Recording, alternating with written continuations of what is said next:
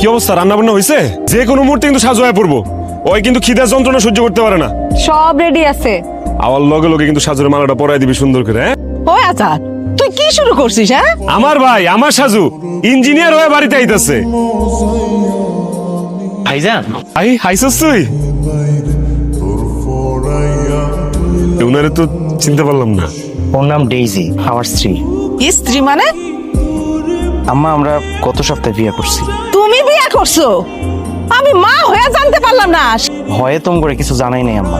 এক্ষুনি এই মায়া নিয়ে বাড়ি থেকে বাইর হয়ে যা। তোমরা যেহেতু মাইনে নিবা না, চলে যাইতেছি। দাঁড়া সাজু, মা সাজু ছোট মানুষ, না বুঝা এটা ভুল করে ফেলাইছে, মাফ করে দাও না মা। আমার একমাত্র ছোট ভাই, তোমারই তো সন্তান। তারপরে যদি তুমি সাজুরের বাড়ি থেকে বাইর করে দাও, তাহলে ঠিক আছে, আমি ওই বাড়ি থেকে বাইরে যাবো। যে বাড়িতে আমার ভাই থাকবো না, ওই বাড়িতে আমিও থাকুম না। ঠিক আছে, কাউরে যাওয়ার দরকার নাই। সাজু, তোর অনেক বড় ভাগ্য যে আজাদের মতো বড় একটা ভাই পাইছিস তুই। দে দে মালা পরাই দে।